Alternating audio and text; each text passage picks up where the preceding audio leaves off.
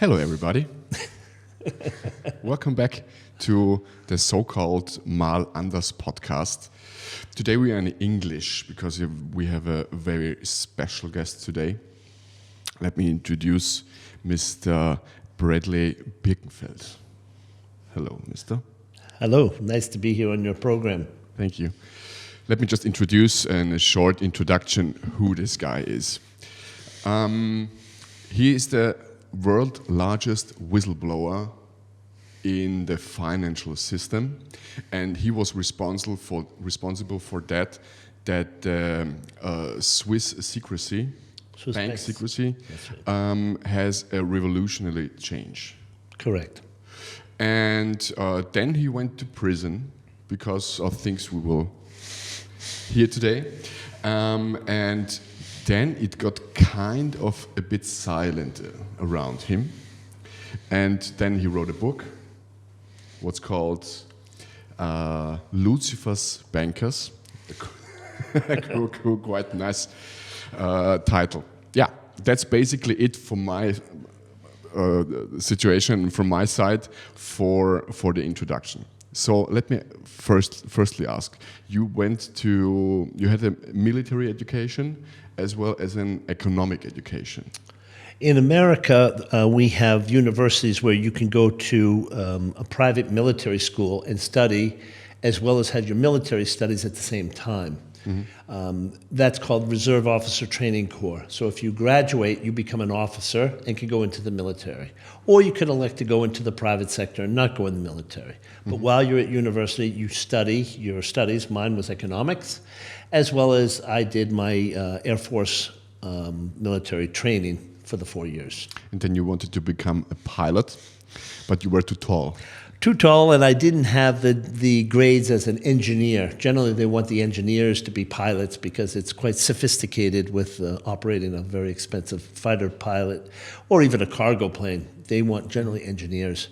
But the academies, the Air Force Academy, the Naval Academy, generally get those slots. Those slots are very, very rare. So some people at my school got pilot slots, but it's very, very rare. Mm. Yeah. So you decided to go into the economic field. The private sector, that's correct. Yeah. I decided not to go in the military. I finished my military studies and my economic studies, graduated. And my last semester of university, I left America and went to London because in London I thought having economic studies would be quite interesting there during that time. So I then came back from London, got my degree, and then started working in a bank I had worked before, Summers. Mm-hmm. In college. And regards to that, why do you think that everybody should have a bit of military inside of himself? Well, I spent a lot of my time in Europe, my adult life, working. And I realized, for instance, in Switzerland, it's mandatory to have military service. Yeah. I'm not sure about Austria. I believe it is mandatory, and so forth. But anyways, what it means is that the military component of a lifestyle is quite interesting because, one, everyone needs a military. A country does, first and foremost. And they do many things. Maybe they stop a big forest fire, or not that people invade countries now per se, but it's nice to have a very strong military. Mm-hmm. And I think it's important, some of the values you learn in the military of camaraderie, trust, training, and these types of things are very important. Integrity, those types of things build character with young men and women. Mm-hmm. So I think in a civilized society, a strong military is quite useful, and it can be good training for some young people when they're growing up out of university. Do you think that this has changed? I don't know every country who does what for mandatory military service. In the US, it's not mandatory, for instance. We just have such a big country. But places like Germany or Austria here, I believe it's mandatory. But it's done in such a good way where people learn discipline. They learn how to be very regimented. And that can always help someone. I mean, Some people don't like it, but some people find it very useful because it actually builds character as you go into maybe into the business world. Maybe you go into the private sector and become an accountant or a real estate agent or whatever. It gives you a foundation, something that's quite helpful in your life. Do you think that it helps you more in the business side of life or also generally in life? I think it does both, because really what you're saying is you have to regiment yourself from being properly dressed, your room has to be properly made, you have to be respectful to people with higher rank than yourself. So this is part of society. It's like respecting your parents or your grandparents. And I think these qualities are so important in society. Whether you do it for 2 years, 3 years, 4 years, whatever, or you do it part-time, at least it gives you a different component of what the society is from the private sector side, the public sector, and there should be a nice balance between the two. Okay. Then let's continue with the bank thing. The first time you did kind of a whistleblowing was in 1994, and there you got an offer from the FBI to work for them. What you refused. Why? Well, first and foremost, everyone has to understand, don't think that the FBI is what you see on television and all these shows. This is nonsense. That's Hollywood. Yes, they do some good things, but they also do a lot of bad things. And in particular, in that FBI office in Boston, Massachusetts, where I'm from, was the same office where FBI agents were corrupt protecting Whitey Bulger, the mobster, the Irish mobster in Boston. Famous movies been made about it and so on and so forth. But it's a true story where FBI agents were protecting him. So that's the first thing. And that was the worst case that they'd ever seen in the FBI's history of such corruption internally. But I was there in that office at the time trying to help them uncover a very large fraud within the bank where I worked at State Street Bank in Boston. The problem was they're always questioning people who come in. They always think that you're the guilty party and you're just trying to protect yourself. I said, no, I'm coming in to tell you the truth here, and I'm under oath here, so why are you being so hostile towards me? So they were, again, that's their mantra, that's their mentality, that they think that they're the tough guys and they know better than you. You don't. I was a smart guy, I was a smart banker, I was educated, and what I said to them is, you don't understand, you have to call in the Department of Labor.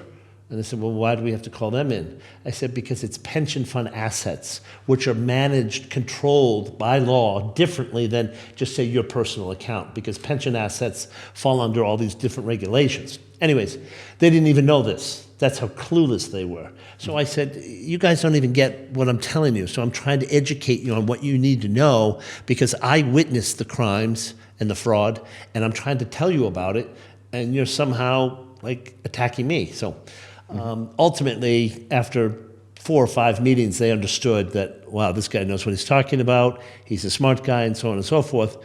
But they said, would you like to work here? I'm like, no, I wouldn't want to work here. Why would I want to work here? I'm going to Switzerland because I got accepted into my master's program into finance, which would complement my work studies as well as my economics degree from university.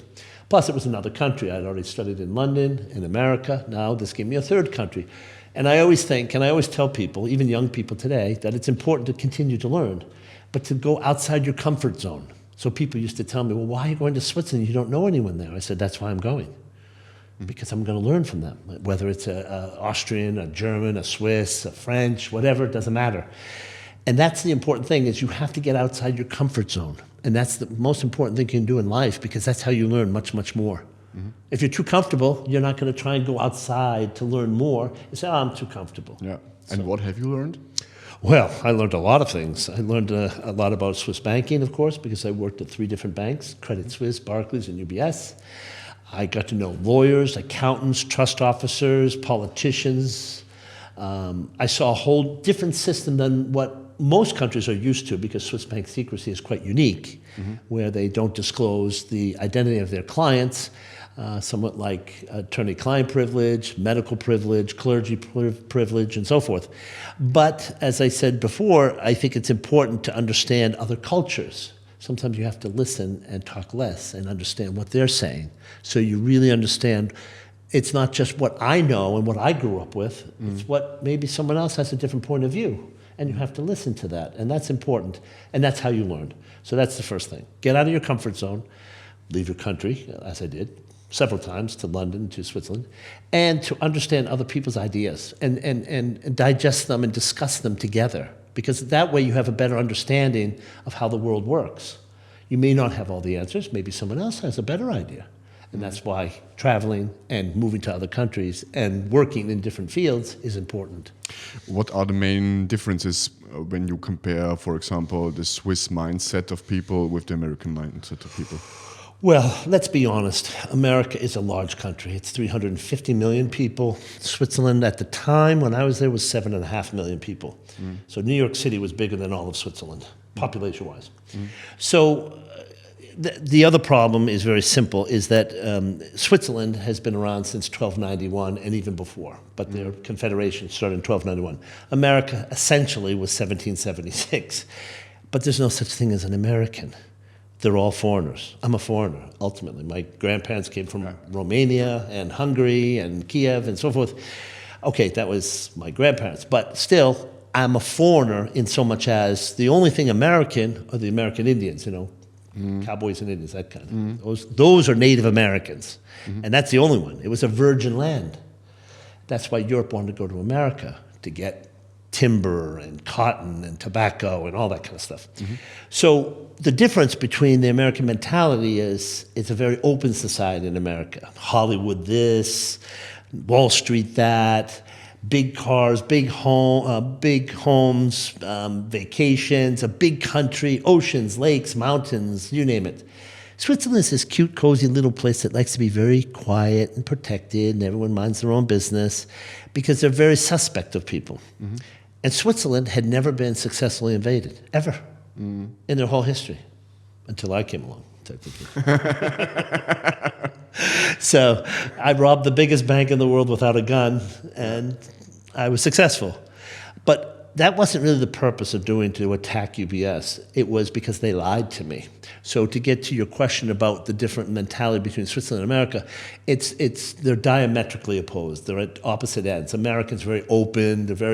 They'll say hello to you in the street.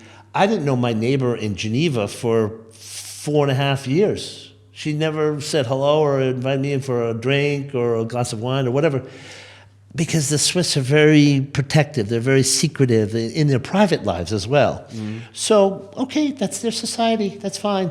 But what I used to tell my friends back home, they said, well, what's it like there? I said, well, the trains run on time, you have beautiful watches, you have ski chalets, you have wonderful lakes, and it's clean and fresh. But I said, when everything's right, there's something wrong. Everything works. Why? There's too much money. And that is really the ultimate foundation of Switzerland. Money, which you want to get into, obviously. And that's really what drives any economy. If you don't have money, you have nothing. You can't build buildings or roads or schools or hospitals or what have you. But when you have money, and you can influence people too. So you can build an infrastructure, you can build a society, but you can also use it in an abusive fashion. All kinds of things economically in the banking sector. And Switzerland was notorious for breaking the law for decades. Let's stay in Switzerland. You started to work at 3 banks and your career was really at UBS. Well, my career in Switzerland ended at UBS, but yeah, I spent most of my time at UBS, other than the other banks. Yes. For the people who don't know what you did there, what was your job at UBS? Just sure. I was a director of the bank at UBS. I was the head of business development. I was a U.S. citizen, of course, but I had a C permit in Switzerland, so I was essentially like a green card holder in America. So I couldn't vote or go in the military, 2 things I didn't care about in Switzerland. But I moved from Credit Suisse to Barclays to UBS, and when I became the director at UBS and the head of business development for North America, I was able to go out and get key clients. Key clients were 20 million and above. So if you had a net worth of, say, 100 million, but you wanted to put 10 million with us, you would be a potential client, let's say. So key clients were the big fat cats, we called them. So I would go to events, I would see existing clients, get referrals from other banks, whatever. It came from many sources, clients. And my role there was to bring in new assets, manage those assets and make a return, profitability, not just for the client, but for the bank, and then just keep doing that job. But there's one problem in this whole thing. What was it? Well, in America, it's illegal. Well, not just one problem, but there's several. But that's the big problem, yes. But here's the thing. What's illegal? Well, it's very important. Where I lived in Geneva, Switzerland, and worked at UBS in Geneva, Switzerland, was legal. I could legally take money, walk into a bank, put it there, and never pay tax again, under Swiss law. And that's the law I live in. So I used to argue with some of the people in my office and say, why could we go, back in the day, go to Amsterdam and smoke marijuana? I said, it's legal. Why can we go into London in Hyde Park and drink a bottle of wine in public? Because it's legal. Why can a girl go to Saint-Tropez and go topless on the beach? It's legal. And they looked at me and said, well, you have to understand, every country has their laws. You have to respect their laws. Sovereign law. You can't impose your law on another country just because you don't like smoking marijuana or drinking wine or a girl topless at the beach. And they started to understand my mentality. I said, but that's the way the world works. You can't just superimpose your ideas because you don't like them. If you don't like them, then don't go there. So anyways, the point being is that Americans have to declare their income worldwide. So if they make it in Japan or South Africa or wherever, they must declare it. What essentially they were doing was putting money into a bank in Switzerland that would never report to the U.S. They would never answer any questions to law enforcement, ex-wives, business partners, nobody. Never, ever. You go to jail. 10 years per client. So it was a very strict law, and people just had no interest in exposing their client base. So the problem was that these American citizens or green card holders were, again, you could be an Austrian living in New York, but if you're in New York long enough and you're a resident of New York, you've got to pay tax on all your worldwide wealth because you're a resident of America. Anyways, that's the problem. So these people set up these numbered accounts, and we did it legally in Switzerland, but they didn't report properly. So that was the problem. But you helped them Absolutely. to do these things, kind of hiding money. Well, it wasn't my bank. I didn't own UBS. I was just one of many thousands of people at that institution. I didn't start UBS. Yes, I did my work there under Swiss law with my work permit as a Swiss resident. I followed the law in Switzerland. Now, when we started going to America, that's when it got a little bit hazy about what was right, what wasn't, and I was the one. I didn't get fired. I resigned when I complained. I went to my legal department and my compliance department, and I said I want an answer to a particular document that was put into our intranet. And that was really the crux of the whole problem. They had hidden a 3-page document in our intranet, the internal computer system. And my colleague brought it to my attention. And I said, what? I don't have time for this. What? Where did you get this document? I've never seen this. Show me on the computer. I made him show me. And he showed me. I said, go back to your desk. I'll talk to you later. And I printed it off twice. And I put it in my briefcase. And it essentially contradicted everything the bank was telling us to do. So as I said before, the bank was hired us to manage existing clients, get new clients, get more money from existing clients, and so on and so on and so forth. But this document said, no, you cannot bring account statements with you to see a client. You cannot cold call clients. I said, but that's what you've been paying us to do the last 4 years. What the hell is this? This doesn't match. So it was a cover your ass memo for the bank.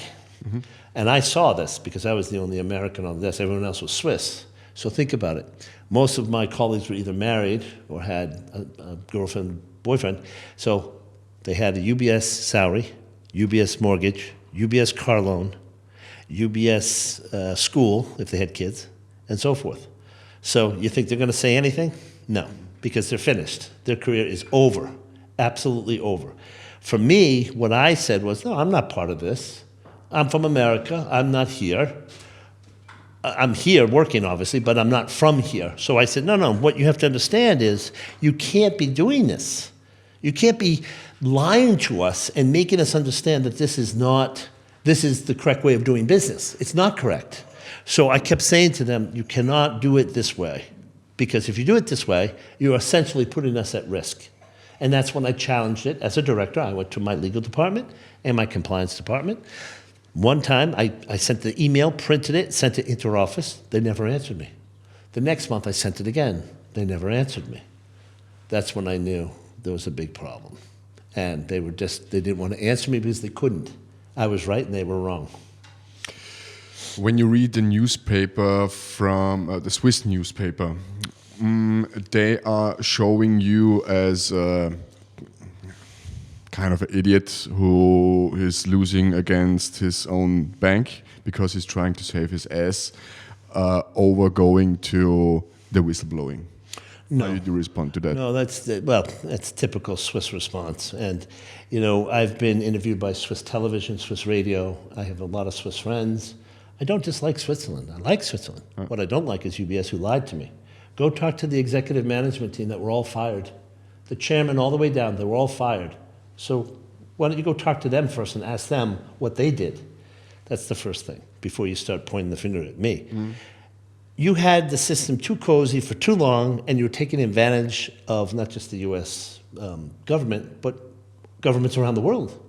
You've been hiding money in Switzerland for decades. Why? Because you're greedy. It's too profitable for you. You don't have to compete with other banks in France and Germany, Austria, Italy, because you have Swiss bank secrecy. So if you're paying 50% tax, let's say, just you personally, and I charge you 3% to manage your money, I'm saving you 47%. Mm-hmm. You don't give a shit about paying me 3% because I'm saving you 47. Mm-hmm. You understand? Mm-hmm. So the very fact that the Swiss want to try and attack me as a traitor and this and that, no. You guys lied to me, to my colleagues, to the clients, and to the shareholders. And trying to save their ass. And trying to save their ass. I was the one who just called you out on it. You're the one who made your bed, now you got to sleep in it, as we say in English. Mm-hmm. So the point being, how is it that you can sit here today and say that you are so righteous in Switzerland? You're full of shit. You're wrong, and I called you out on it, and you got caught. I didn't prosecute you. Go talk to the U.S. government. They're the ones who prosecuted you. Go talk to the Germans. Go talk to the Italians, the British, all these people who then came back and said, Switzerland, fork over the money because you've been cheating. So it's like anything. When you want to play on a level playing field, you have to be on the same level. You can't have one here and one here. That's not right, especially in finance and in banking. So anyways, to answer that about the Swiss, they're just angry that they got caught. Mm-hmm. They're not sorry. They're sorry they got caught. What has driven you to expose the whole system behind that? Because you could have just left the company, said, okay, I'm done with it. I'm going to Italy and spend the rest of my life with easy thoughts. And you did exactly the opposite. You exposed the guys and you exposed the whole system. And I think need to take care where I'm going, to whom I'm speaking. No, I'll speak to anybody. I'm happy to do this podcast with you, which came up just abruptly on my visit here to Austria, which I'm delighted to do. But it wasn't about attacking Switzerland or UBS. Yeah. It was about they lied to me. If your girlfriend lies to you, do you trust her? No. If your boss lies to you, do you trust him? No. If your parents lie to you, do you trust them? Mm-mm. Of course not. And neither do I, because we have an ethical understanding that that's not right. Mm-hmm. I'm not going to accept someone lying to me. But it wasn't just me. It was my colleagues who were Swiss who were afraid to say anything. As I said before, they had a UBS salary, UBS mortgage, UBS car loan, UBS school. They weren't going to say anything. They say one thing, they're finished in that country. Mm-hmm. Because that's the mafia of Switzerland. So Then we get into the clients. If the clients knew what they were doing, meaning putting a memo to cover the bank's ass and not the bankers, oh, let the little bankers suffer, but the top guys run away with the golden parachutes? Not with me, they don't. Then, how about the shareholders? Go watch and see the annual meetings of UBS over the last decade, which my story was front and center. They were furious. Why are you doing this business? Why are you putting us at risk? And so on and so forth. You're taking unmitigated risk. In business, you can take levels of risk and calculated risk and control that risk. This was aggressive risk, worldwide. This is a worldwide criminal organization. And I tell UBS, sue me. And I could prove it in court. That's why they've never sued me. They don't dare. Because what I'm saying is the truth. It's a worldwide criminal organization. And if you go on my website, under the top 10 fines of UBS, just the top 10. I watched it. Yeah, it's $7 billion. Yeah. Why are they still in business? So they could just write a check. So you and I could go to Raiffeisen tonight and steal 10 million euro. We get caught in 6 months, we return 8, and we keep 1 each, and we just say, sorry.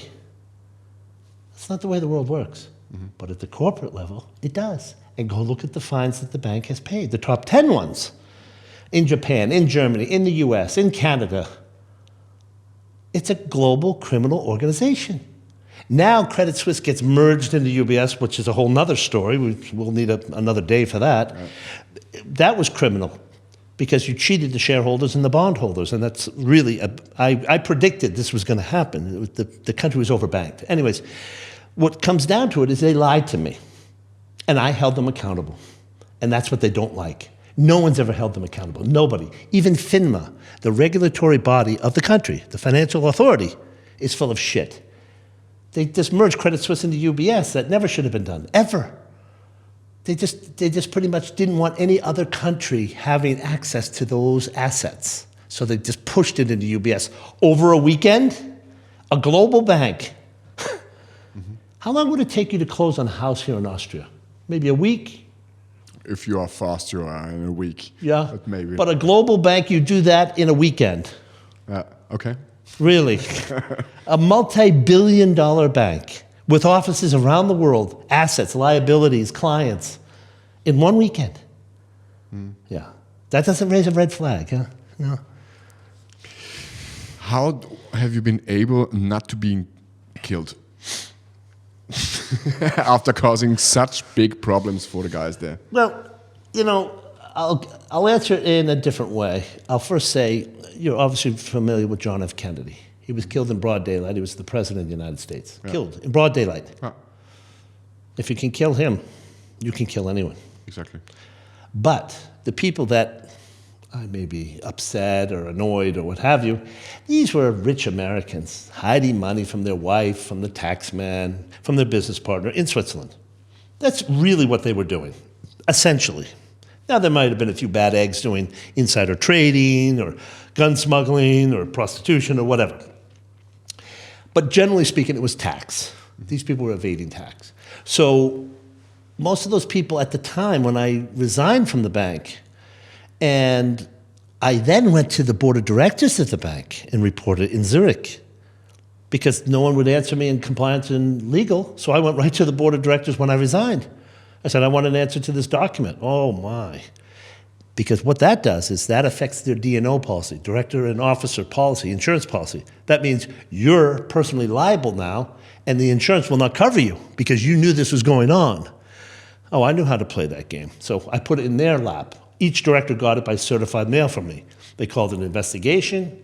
I helped them with the investigation. You got to ask me to tell you how you're breaking the law, really. Mm-hmm. It's your bank. Mm-hmm. Mm-hmm. It's not my bank. I was just a banker. Anyways, the whole thing came down to a thing where they covered it up again. And by covering it up again, it showed twice now they lied to me. I said, that's it. And that's when I went to the United States and reported this. Right. But the United States were, in the first step, it seems like they were not so happy with with the information you gave them. Think of it this way. I come in as a fairly wealthy banker, private banker from Switzerland, yeah. And I'm telling these civil servants who are getting paid $70,000, $80,000 a year how to do their job. So if I sit here and tell you how to do your job, like, who is this guy telling me how to do my job? Sitting here in my podcast and then telling me how to work. Sorry. We'll hide your money in Switzerland. But so essentially, think of it logically. Here's a young guy who comes in and is telling the tax division of the Department of Justice, you're fucking idiots. This has been going on for 50 years. Where have you been? Mm-hmm. What have you been doing? Eating donuts? Mm-hmm. Why haven't you done something about it? That's the first problem, embarrassment. Mm-hmm. Second, they wanted to control the narrative. In America, it's all about who gets the credit. Mm-hmm. Whether the FBI gets it, or the Senate gets it, or the SEC gets it, or what have you. Mm-hmm. And that's the way it works in America. Because you want to get the credit, and then you say, oh, see, I did a good job, I deserve a promotion, or this, or a raise, or who knows what. Yeah. These are civil servant mentality in America. So first it was the embarrassment. Second, it was they couldn't get the credit. Because when they were hostile towards me, I went to the SEC, the IRS, and the US Senate. So then the cat was out of the bag, as we say. Third, I had to educate them. I was telling them, look, this is the way you've got to do it. You guys couldn't catch us even if you tried. That's why we've been doing this business for so long. Mm-hmm. They didn't like that. Mm-hmm. Because I'm essentially telling them you're a fucking asshole and you don't even know how to do your job. Essentially, that's true. So they were so hostile. And then the last, the most important thing was the whistleblowing law, which I didn't know about. It was passed after I quit from the bank. So everyone said you did it for the money. That's incorrect. That was 2005 for the listeners. 2005, you started exposing it, and the law came 2007. December 2006. So a year and a half later. So what? I can predict the future? Really? I knew this law was coming. Maybe as a banker? Yeah, well, I'll give you the winning lottery ticket next week, too, here in Austria. Yeah, I'll tell you the lotto number, yeah. So the point being that we had a situation that I had no idea there was a whistleblowing law, but ultimately when I came into the DOJ, we filed the proper form 211, and they got furious with me. Now that alone should tell the story. Well, why are you angry that I'm filing a whistleblowing claim?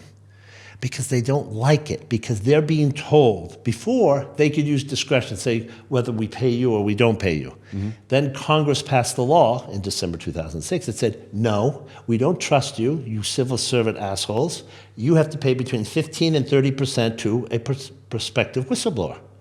So now they're being handcuffed, and they don't like that because it takes their control away. Mm-hmm. So I come in, I give this information, they start yelling at me and saying, you're not a whistleblower, you're this, you're that. So you can call me a cheeseburger, that doesn't make me a cheeseburger.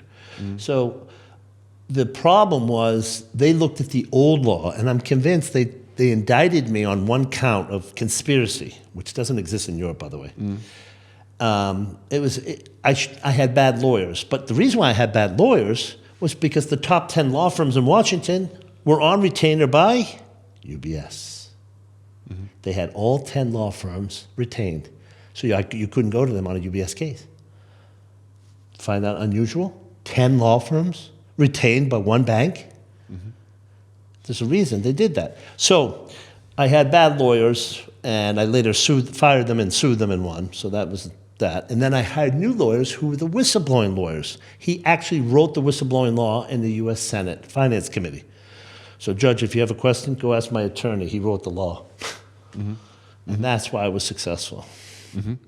So the war against UBS started kind of 2005 when you started thinking about that. That's correct. But if I understood it correctly, you knew in some kind of way that these operations were not completely fine, working with the Americans and saving money in Switzerland. Why didn't you stop earlier doing that and played the game for a couple of years? Well, what happened was initially what I wanted to do was get my feet on the ground with my C permit. That was the first thing. So when I moved from Barclays to UBS, I got my C permit after 5 years in Switzerland. Second thing was, at a certain point, what we were doing was saying, no, I don't want to be involved with taking encrypted laptops to America. I refused. I said, no, I'm not doing that. They had encrypted laptops with all the information where you could just hit a button, poof, and it would erase everything. I said, no, I'm not part of that. I'm not playing this James Bond game. Yes, I was helping clients, managing clients out of Switzerland. The question was when I went to America. If you don't declare your taxes, that's not my problem. I'm not your accountant. It's your tax return, not my tax return. I filed my taxes. But if you don't, that's your business. So for instance, if I sell you a gun legally and you go and shoot and kill someone, is it my fault? I have another question. Is it my fault? Yeah, regards to that. Let's imagine I am allowed to marry a 10-year-old child somewhere legally. In Syria, let's say. Let's give Syria the bad. Yeah. Okay. Is it okay to do so? Well, that becomes an ethical question. But your question is different than my question. My question is, a lot of people have guns. I'm sure people here in Austria have guns. So your question is a about little responsibility. Yeah. Mine is about ethics. Ethics, yes. That's an ethical question, whether you want to have sex with a 10-year-old girl, which, okay, that's a whole other issue. Yeah. My point is, I'm selling you a gun legally, and you go kill someone illegally. So is it my fault that I sold you the gun legally and you killed someone? Yeah. No. Yeah. So if I set up a bank account for you and you don't pay your taxes, it's not my fault. You're just doing your job. I did my job legally in Switzerland. So there's a big difference there, just to clarify. Yes, there is a difference. But as we know, we can take a look on a bottle from a couple of perspectives. And you blow the whole system up because also of kind of ethics, right? Well, yes, there's a moral high ground, we call it. Yeah. An ethical equilibrium, if you want to call it this. Meaning, again, I asked you the question, if your girlfriend lies to you, if your boss lies to you, if your parents lie to you, do you ever trust them again? No. You said no. And I agreed with that. I would say no too. Because when they lied to me, I said I can't trust them anymore. I can't. So now I have a choice. What am I going to do? I either say I want to try and fix what I'm seeing is wrong because you're trying to make it my fault vis-a-vis you're doing it, meaning the bank. So what I said was I tried to fix it. I asked legal and compliance. As a director of the bank, I managed $500 million. Why won't you answer me? Why? Because you know what I'm asking, you can't answer. Because I'm right and you're wrong. That's why. That's why I kept pushing it.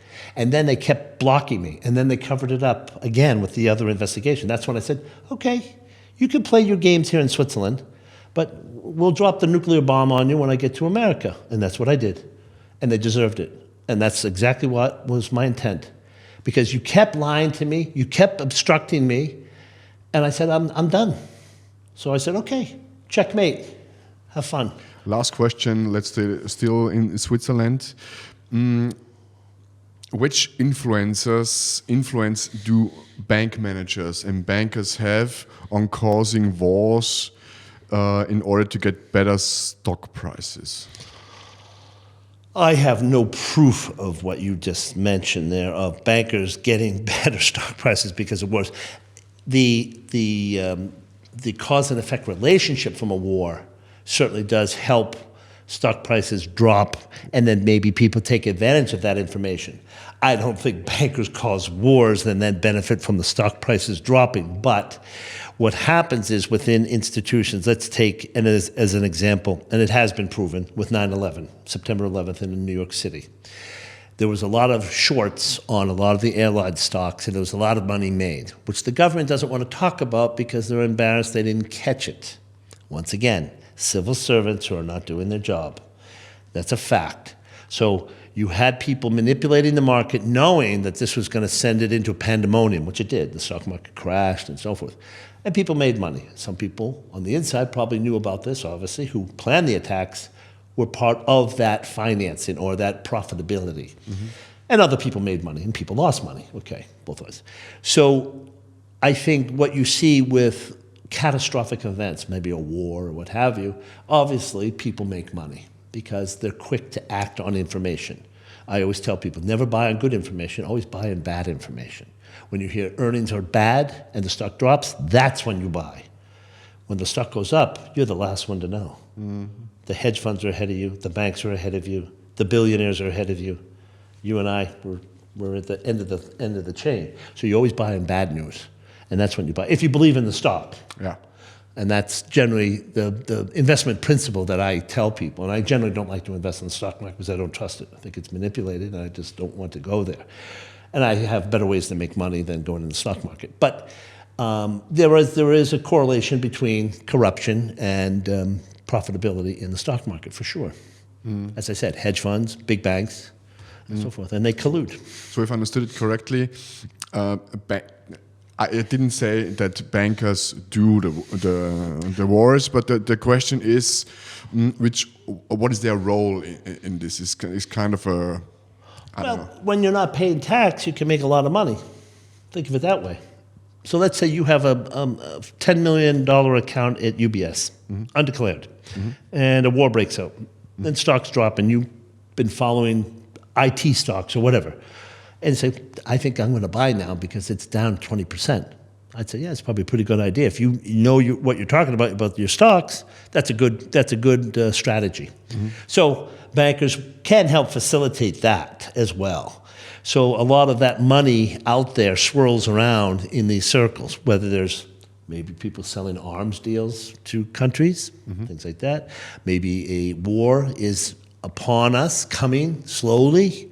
So people gauge that, maybe sell their stocks and wait for the market to crash and then buy it back. There's a lot of things you can do, but the problem is with banking, it's the core of any business. You need money to operate a business, whether you're an accounting business, a real estate business, a construction business. Money is needed. So banks facilitate business. So let's move on to America. You went with the information to America and tried to blow up this nuclear bomb. Not try, I did. You did. And with this, you changed the whole banking system. It's just that you blew up the UBS. You changed with this really the worldwide banking system. But you... Worldwide offshore banking. Offshore, sorry. But you got prisoned. You need to go to prison for whistleblowing a really huge thing. Why do you need to go to prison when you basically do a good thing?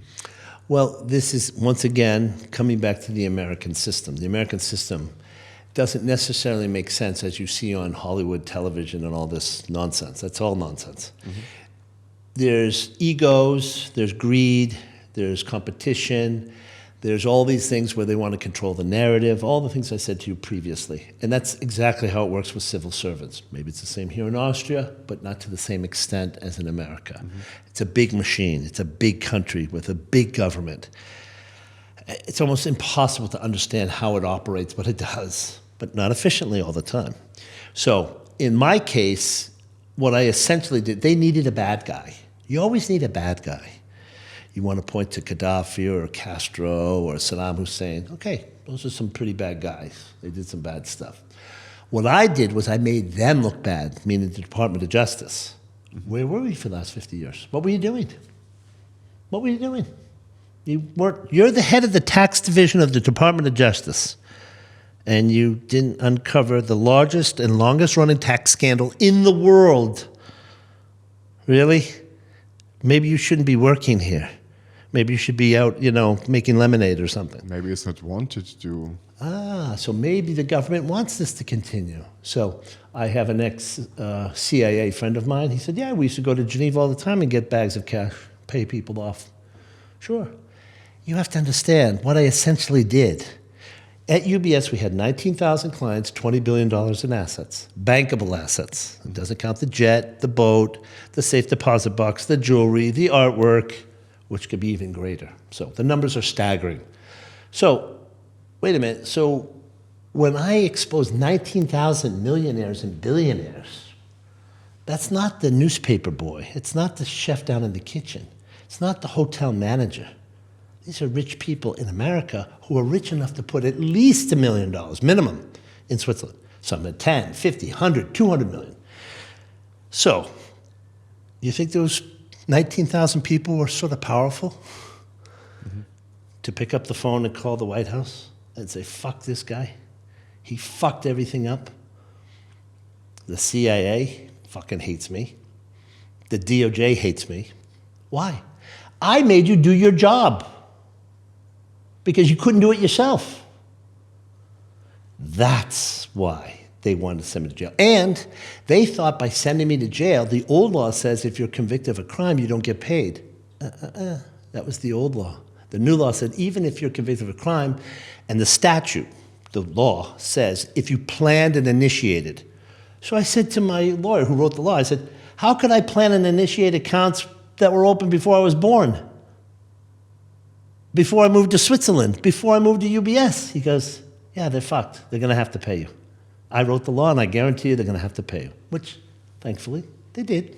And you got $104 million, right? That was off the UBS fine, yes. Yeah. You went 3 years, approximately 3 years to prison. 30 months, 2.5. 30 months. But they wanted to send you 40 months because the lawyer, Prosecutor, was kind of angry on you. Why he was so angry on you? Again, I made him look like a fool. I essentially said, you haven't even done your job, let alone done it well. You haven't even done it. And they didn't like that. Plus, they didn't like the fact that I was going to be a whistleblower looking to get paid. They hate that. So I walk away with 75 million cash, and he's has $100,000 salary. Yeah. I make that in interest in the month. Fuck off. That's what they don't like. That's the public sector versus the private sector. Now, it's not just about the money, it's about the ethical standing of why I did what I did, as I mentioned to you. It's important to do this because when people lie to you, you don't trust them and you don't want to work with them. So what essentially happened was I took this to the next level to make sure that they would do their job. So when the DOJ was very hostile towards me, I told you I went to the Internal Revenue Service, I went to the SEC, Securities and Exchange Commission, and then I went to the US Senate. The DOJ would not give me immunity and would not give me a subpoena. A subpoena means that protected me in Switzerland, where I lived, from going to jail. So if you're served a subpoena by a government authority, you have to come and testify. And that's what protected me from being prosecuted in Switzerland. So I can go back to Switzerland, but I don't trust them, so I won't go back to Switzerland. So what I'm saying here is, why won't you give me a subpoena? The US Senate gladly gave me the subpoena, and that's when the DOJ was furious. See, this is the internal workings of the US government, which I know very well. For foreigners, it's sometimes a bit complicated and convoluted. But really what it is about who gets the credit, and we want to show our power and enforce it. But when I push them away and say, fine, I'll go over to the US Senate and work with them because they're being helpful. And that's what happened. I got the subpoena from them, went to the Senate, then I went to the IRS and SEC, and that information was shared. Normally, when you think, here's coming a whistleblower and executing everybody there.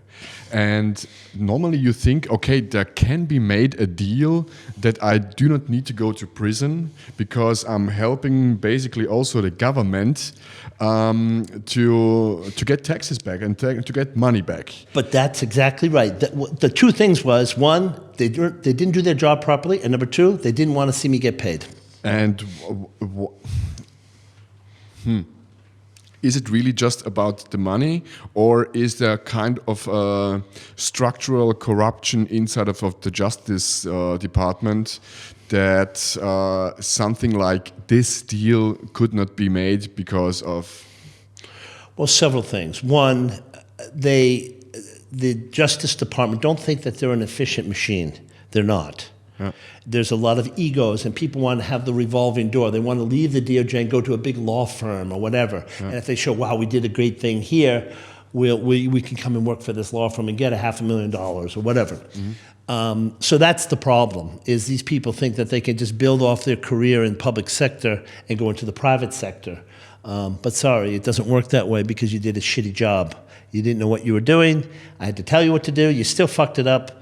And that's where we stand today. But again, remember those 19,000 clients, millionaires and billionaires, the intelligence agencies. I had no friends. The Swiss hated me. The US government hated me. So to give you even a greater story, Barack Obama was receiving, as president at the time, in 2008, was receiving bundled campaign contributions from the chairman of UBS in America, Robert Wolf. That's a fact. And went on golf for 5 hours. Yeah, and played golf with him the day I got sentenced to jail in Martha's Vineyard, yeah. Second, Eric Holder, his attorney general. In private practice, he represented who? UBS at Covington and Berlin. Three, Hillary Clinton was put in charge of an international criminal investigation as Secretary of State. Why? Why? Why? Why not Treasury? Why not? Because they needed to cover for all the Democratic donors that were given to Obama and to her and bury those cases. Kevin Costner, Leonard Lauder, both tax cheats. It's in my book. People can read it. It's there. And if I was lying, I should be sued.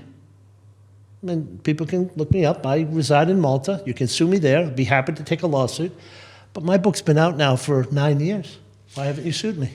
It's a big thing putting the US president and Hillary Clinton into the case of being some kind in this role to putting me into prison. But not some kind. They were involved. Okay. So now I forgot what I wanted to say.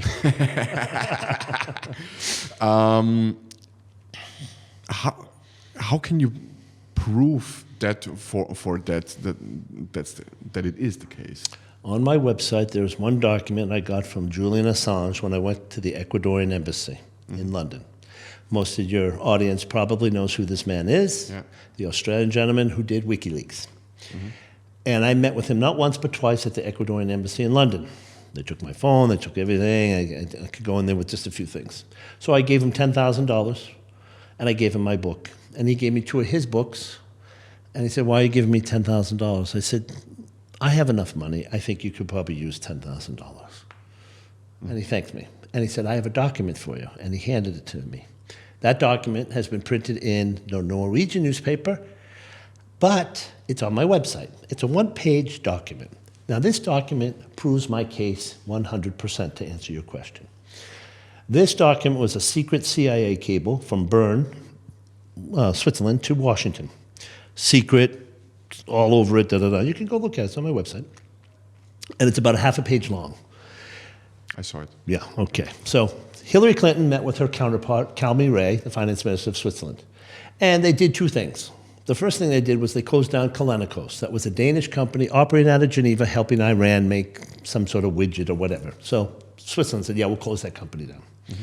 The second thing they said was we will take 2 Chinese Uyghurs from Guantanamo Bay, Cuba, and settle them in Switzerland to have a political solution to the UBS case, which they mentioned political solution 3 times in a half a page secret CIA cable. What does political solution mean? It doesn't mean economic, does it? It doesn't mean justice, does it? Political. We're going to take 2 Chinese Uyghurs, get the numbers lower in Guantanamo Bay, and put these 2 guys over in Switzerland, which has nothing to do with UBS case and tax cheats. And that cable was never supposed to be seen by anyone's eyes. But unfortunately for them, Julian Assange got it, gave it to me, and it's on my website. And that proves, without a doubt, Barack Obama and Hillary Clinton are guilty of treason. Guilty. I said it openly. They can sue me for whatever they want. Why? Because they effectively cheated 300 million Americans. They did not find the bank properly. They did not get all 19,000 names. They let the kingpin, Martin Liechty, my boss, go, who I gave them those names. Why? They didn't want anyone talking. They had to put the genie back in the bottle, which they couldn't because I talked to so many agencies.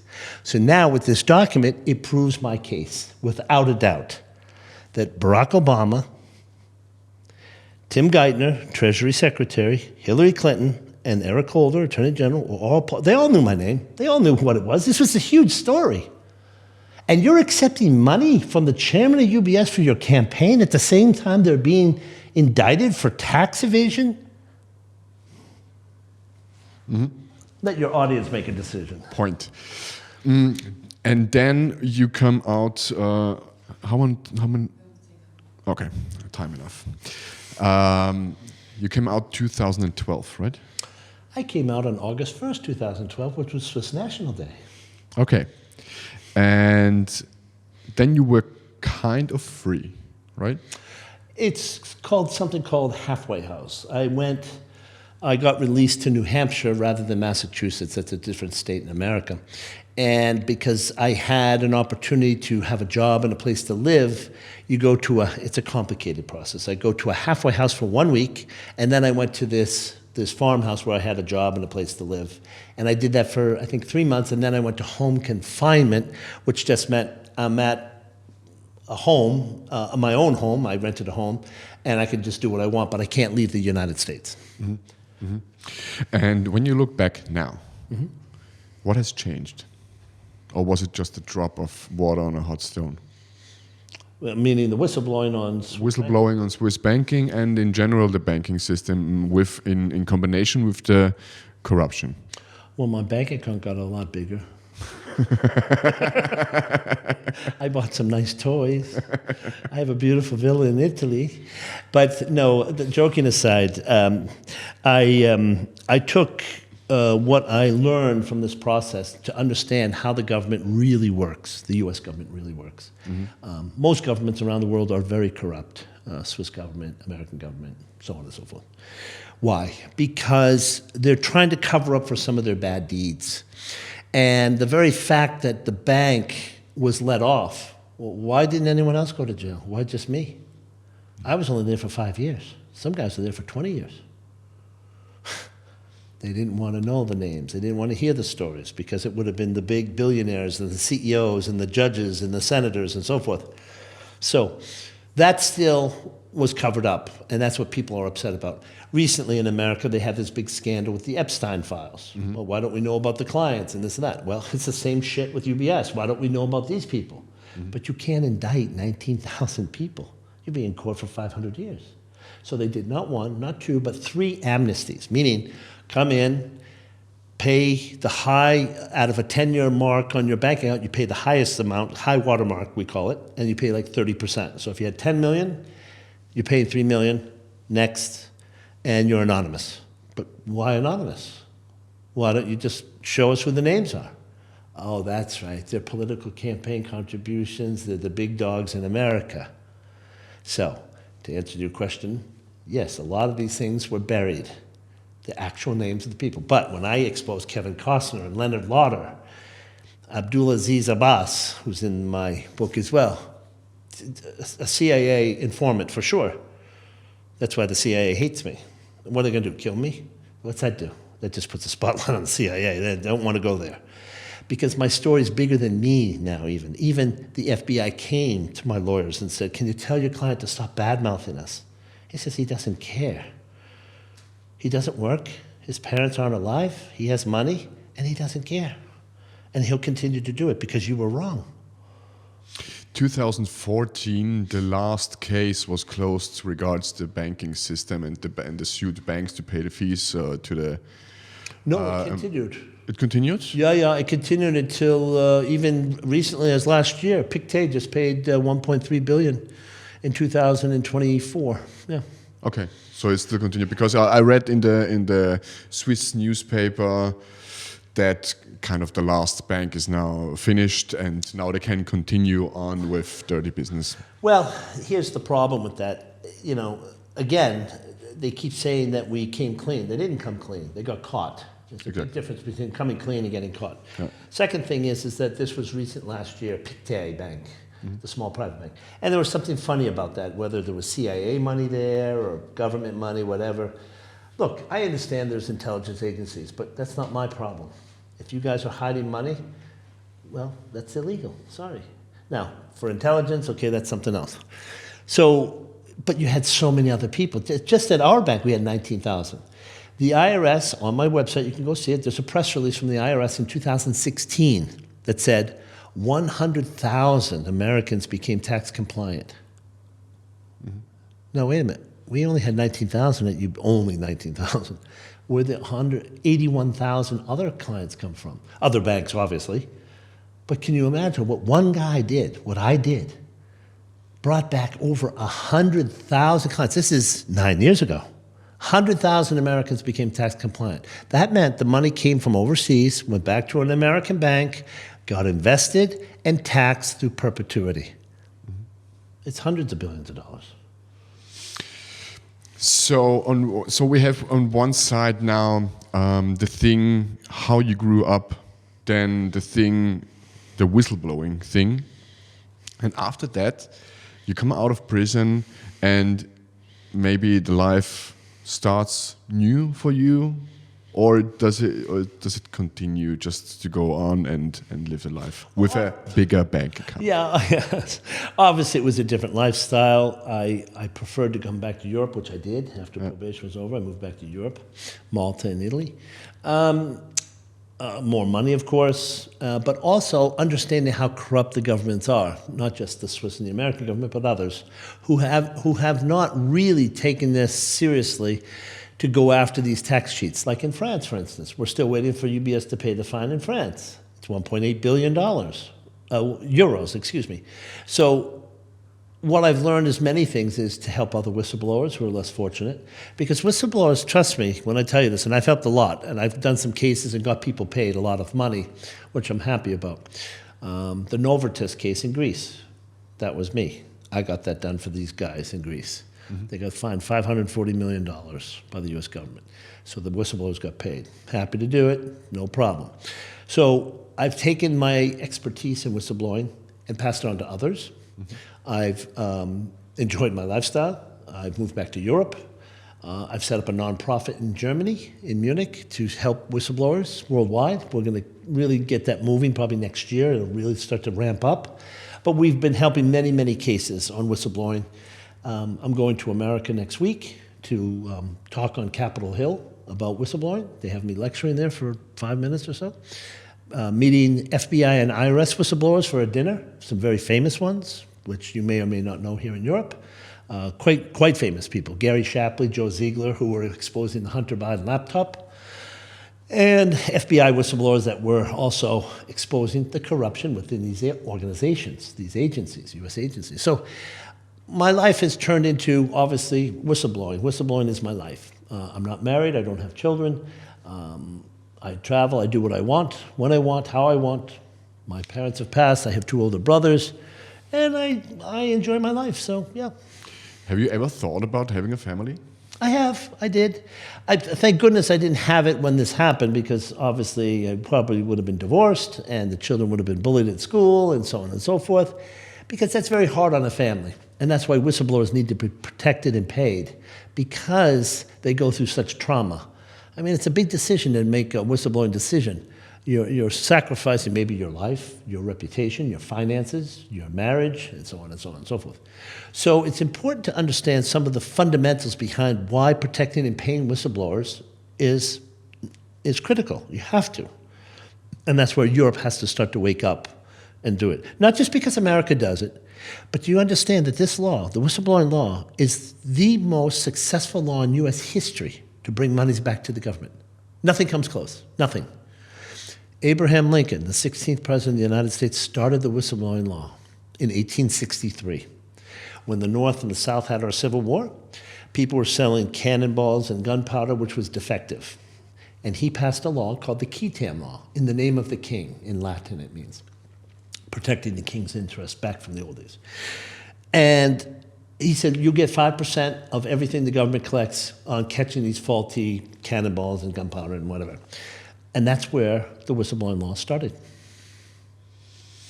1863. So why hasn't Europe come around to understand that this bullshit has to end? Because they're all part of it. Fuck you, Luxembourg. Fuck you, Switzerland. Fuck you, Channel Islands. You're all playing this game. We all know it's there. Stop the bullshit. It's time to bring it to the level playing field where everyone's playing by the same rules. Can it be said that this is the root case for that the trickle-down effect is not working out effectively as it could work out? Trickle-down effect. In the theory, you have that the rich people, or that the money is going up, and then from the top is going down. That's one theory. Okay. And that's why we need low taxes in order for the people to earn money and to bring the money down. Sure. But the problem is that this is not working in the... Well, Unfortunately, in Europe, you have a lot of socialist governments. Italy, France, and Spain in particular. Yeah. So 3 big semi-socialist countries. Yeah. Once again, governments don't know how to manage their money effectively. Just because you got elected doesn't mean you're smart. You're just a politician who got elected. And those elections, you can throw them into the water. What I'm trying to say is that you need business people to run a country, not politicians, because they don't know what they're doing. That's the first thing. The second thing is the taxes in those 3 particular countries, Italy, France, and Spain, are super high. Why? Because they think by taxing people, that's going to help support the whole system. No. You have to be more efficient and optimal in the way in which you spend your money and invest your money. Just by taxing people, you give them an incentive to cheat, hide their money, not pay taxes, work under the table, get paid in cash, this, that, and the other thing. So the governments have to understand, lower taxes under 50%, absolutely. The pension plans have to be revamped because they're too generous. They have to somehow cut them, and people don't want to hear that. So they say, no, we don't want to change this. Well, this is what's happening then. The whole system, it revolves around high taxes, people incentivized to hide money, and the system doesn't work. The pension plans are broke in France, Italy, Spain. They don't have money even to support themselves. They keep borrowing to pay those pension commitments. So that's a huge problem. But if you give individuals more money in your pocket, you will spend it on maybe an apartment, a car, whatever, furniture. You'll get that economy going. Incentivize them by giving them less taxes, more money in your pocket, and spend. And then this needs to be mentioned. There is, I don't know, was it in English, libertaire, liberistic? Liberty. Yeah, liberty thoughts are based on economy to give more rights and less taxes to earn more money and to live exact kind of in this direction what you just mentioned. But this what you are thinking of is not just low taxes for the business people. It means lower taxes for general people. For everyone. For everyone. Yes. And there's a small but big difference in just reducing the taxes for the business people. And the individual people, it helps them much more. But here's what you have to do. Now it's time to cut the size of government. Government's too big.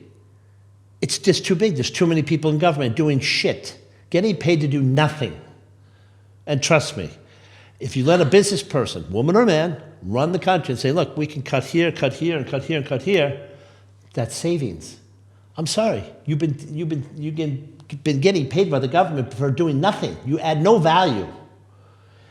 It's time for the businesses, the governments to be shrunk, lower taxes. So lowering taxes, money back in individuals' pockets. Lowering the cost of government, which helps the individuals, and then invest in things and getting the economy moving with businesses. That's how you get it started. By paying high taxes, having big government, it's a disaster. It's been proven to fail. I have 3 more questions. Yes, sir. Ronald Reagan and his administration tried to cut the taxes in order to get the economy running. Trickle-down economics. And it showed that it was successful or not? It was successful, very much so. Donald Trump's first term was successful as well. When he cut taxes, which they just renewed the taxes, they were about to expire in a couple of months. The reason for that is very simple. Again, it's just what I explained to you. When you lower taxes, you're not giving people an incentive to go hide it somewhere in an offshore bank account. Thanks to me. I did my bit, and he did his bit. But lower taxes mean that people will spend. And that's what happened in America. Now, it's a big country, I understand. It's 350 million people and so forth. It's a big economy. But when you lower taxes, what does that mean? You feel like, oh, wow, I have more money in my pocket. He lowered taxes on tips. Why are you taxing people's tips? A waitress or something. Or overtime. And what he essentially said was, no, that's your money. Why should we be taking? And government, and he's firing people in the government because they're useless. Sorry to say, there's just too many idiots in the government who do nothing. They don't add value. Then he came over to Europe and said, okay, everyone's got to pay their fair share of NATO. You've got to pay your fair share. Level playing field. Remember we said, if we're paying 5%, you pay 5%. You pay 5%, you pay 5%. Not you pay 2%, we pay 5%. That's not fair. Then he came in and he said, we're not going to give money to the WHO, World Health Organization in Geneva, because they're fuck all. They did nothing. COVID was a disaster. They told us to wash our hands. So this guy sits in Geneva with a tax-free salary? No. Trump said, sorry, you're cut off. We're not giving you any more money. We can do this ourselves because you did nothing. Nothing. Check it yourself. Check it yourself. In this case, I will change one question to another. Which role does Trump play in your life? Well, Donald Trump is a businessman. Now, In your life? Not. Yeah, no, but I'm just saying, he's Okay. a businessman. When he first became president, he was never in public life. He was not an elected official. He wasn't a governor, a senator, nothing. Right. But that's what America needed. A businessman to run this economy. Not a politician, not some asshole who's been there for 40 years who just does the same bullshit year after year. That's the political prostitution we talk about in America. Biden, Obama to a certain extent, he had no skills, did nothing for America, literally divided the country between black and white and so forth. Obamacare was a disaster, didn't work, did not work. Whether you can read whatever you want, it didn't work. Then you go back into people like George Bush, useless. George Bush Jr., disaster, but got elected twice. So what I'm trying to tell you is, and I'll come to the Trump question, is American politics is a disaster. It's a big country of 350 million people, Anyways, so those are presidents of the past. But when you get a fresh face who comes in and runs it like a business like Trump does, now, okay, he's got an ego and this and that. He's got his faults. He's not perfect. I'm not going to sit here and say he's perfect. Nobody's perfect. But what he has done vis-a-vis what Biden did, deporting illegal immigrants, lowering taxes, men cannot compete against women in sports. That's a bad idea, really? Really? I mean, this is bullshit. So these are the types of things he's done. So what will he do in my life? Okay, lowering my taxes doesn't change much. Okay, fine, I save some money on my taxes.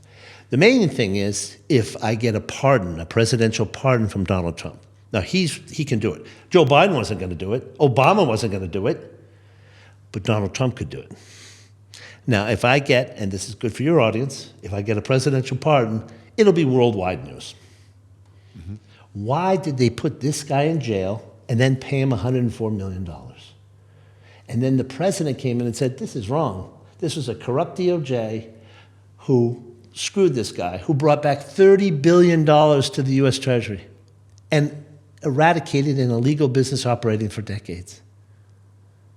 You get 10 Brad Birkenfelds, the world's a different place. So, to answer your question, Donald Trump could pardon me, a presidential pardon, which erases everything. It's just as if it didn't exist. Yeah, so that could be a big thing. Plus, lowering taxes, fine, I'll save some money there. Last question, and unfortunately the end of the show.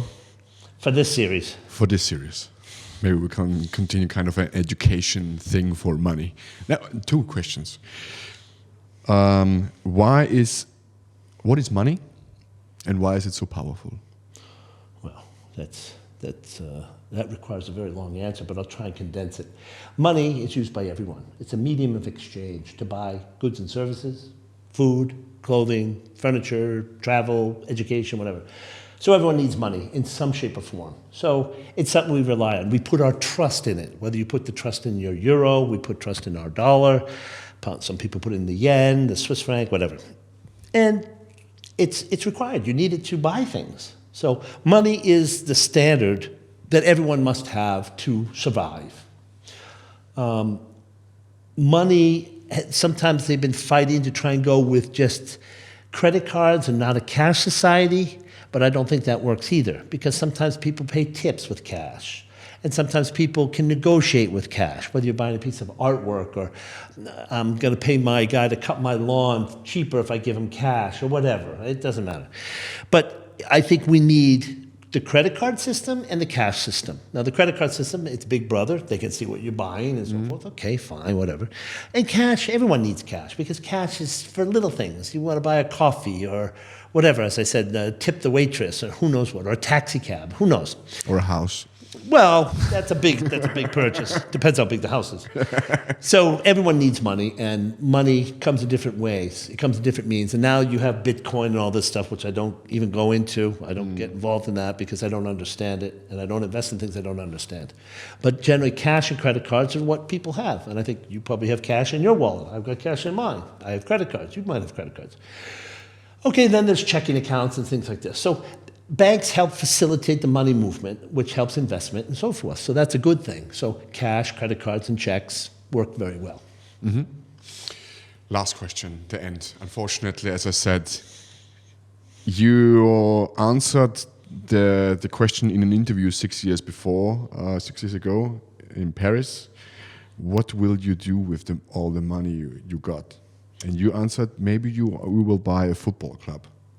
Have you bought one? No, I didn't buy a football club. I'm a big sports collector. I have a very large Formula One collection of memorabilia, of champions, one of the biggest in Europe.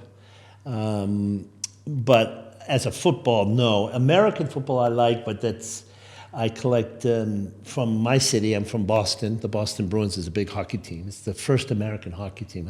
I have the largest collection of memorabilia for that team. And I just did their 100th anniversary in Boston for about 200 guests. So I'm a big fan of ice hockey. I played as a kid. I followed the team. And my dad was involved in sports. He was a neurosurgeon, a brain surgeon. And we got involved with the New England Patriots, the American football team, Tom Brady and these guys. So I have an affiliation to some of these sports. And I do like European football as well. I do watch Bayern Munich and some other firms. But no, to buy a team doesn't make sense. But my money, as I said, I'm not married. I don't have children. I've set up a private foundation in Munich to help whistleblowers. So what will happen ultimately, we'll look at ways to help whistleblowers going forward, and even after I die, to make sure that somehow this goes to the right people so that they can prosper and develop and pursue whistleblowing policies that I've started. Sounds good. Let's set a point on our talk. Thank you for your time. Thank you so much for having me. Thank you. It's a pleasure. That was Bradley Birkenfeld. Mal anderes Podcast, and see and hear you next time. Bye-bye. Is everywhere. Everything you need to care is half of me. Keep half of me. Oh yeah. Keep half of me. A cappuccino with this.